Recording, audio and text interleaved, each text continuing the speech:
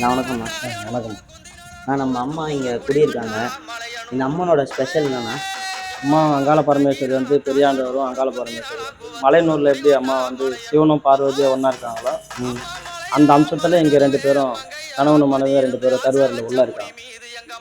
அதனால அமாவாசைக்கு மலையனூரில் எப்படி ஊஞ்சல் போட்டு அம்மாவுக்கு தாளாட்டுறோமோ அதை போல் மக்கள்லாம் வந்து அம்மாவுக்கு வந்து அமாவாசைக்கு வந்து ஊஞ்சல் போட்டு மக்கள்லாம் வந்து தாளாட்டுறாங்க அம்மா இந்த கோயில் நடக்கும். ஆமாம், மாதம் அமாவாசைக்கு எங்கேருந்தோ மக்கள் எங்கே இருந்தாலும் அந்த அம்மாவை தேடி அமாவாசைக்குலாம் வந்து அந்த அம்மாட்ட என்னென்ன குறை இருக்கோ அந்த குறையெல்லாம் சொல்லி அந்த அம்மாட்ட ஒரு கனி வாங்கி இங்கே உடைச்சிட்டு அப்படி அந்த அம்மா மனசார வேண்டின்னு பண்ணோம். எந்த ஒரு கஷ்டமாக இருந்தாலும் தெரிஞ்சு இங்கே நம்பி வரவங்களுக்கு நல்லதெல்லாம் நடந்தது. இதுவரையும் அந்த அம்மாவை நம்பி வந்தவங்களுக்கு எந்த ஒரு குறையில தான் சொல்லியிருக்காங்க தவிர இதால் ஆச்சுன்னு இதுவரையும் சொல்லலை. அந்த அம்மா புண்ணியத்தில் எல்லாம் நல்லா இருக்காங்க. அதுதானா இங்கே வேண்டிட்டு வந்தவங்களுக்கு எதாவது நல்லது நடந்திருக்கா?